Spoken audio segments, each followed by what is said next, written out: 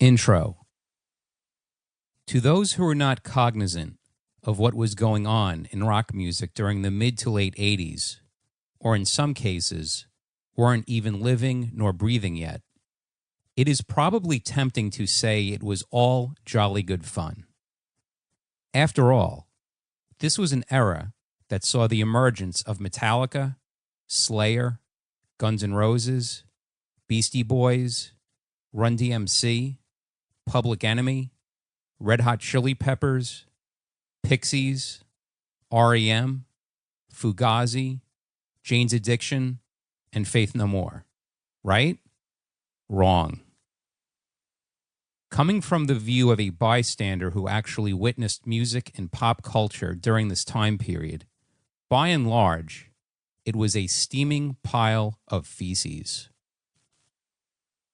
If you were to switch on mainstream radio or MTV, chances are you would be assaulted by squeaky clean, cookie cutter, soulless sounding rubbish that oftentimes resulted in it being darn difficult to differentiate one fooler from another.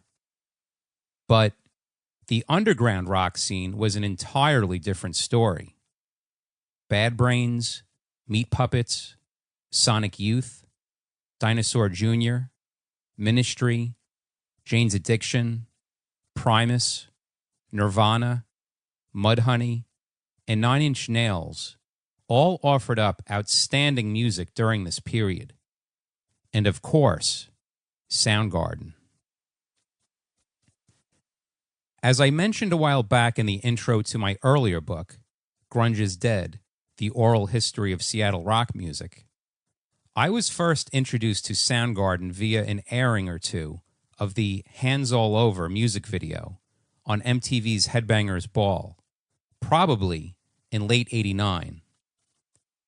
To their credit, we should give MTV props for launching two shows that would help provide first glimpses of Soundgarden and some of the aforementioned underground bands to many: the metal-based Headbangers Ball and the alt-based 120 Minutes. But when I first saw Soundgarden live, they were not the real reason why I attended a show at a Brooklyn metal club, L'Amour, on Saturday, March 17th, 1990. The main attraction for yours truly was the first band that went on that night, Faith No More, and to a lesser degree, the last one, Voivod. It also served as my first ever club show, after spending the previous few years strictly attending arena concerts.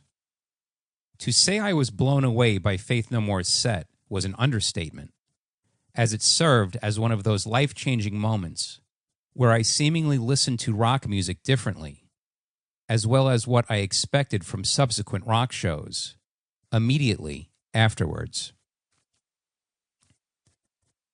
As I retreated to the back of the general admissions section for Soundgarden, after being smushed up front for Faith No More, I didn't have high hopes, but was curious to see them, regardless. From the first note, Soundgarden demanded your attention, and particularly their already shirtless, long-haired singer, who entered the stage by immediately climbing up over the audience via a ceiling pipe and dropping down below. Sounds familiar to the stage antics of a certain other daredevil rock singer a year or two down the road, eh? Like Faith No More, what grabbed my attention the most about Soundgarden was how real the band not only sounded, but looked on stage. Instead of getting all dolled up in outfits, like most of the bands I had previously seen in concert, they were wearing the same clothes as if it was a rehearsal: t-shirts, well-worn jeans, and long hair devoid of any primping or spray. By the end of their set, I was thoroughly impressed. So much so that I made a personal promise to myself that I would indeed purchase their latest album, Louder Than Love.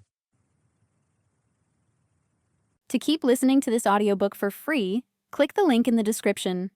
It will take you to a free Audible trial where you can listen to this and many other books for free for 30 days.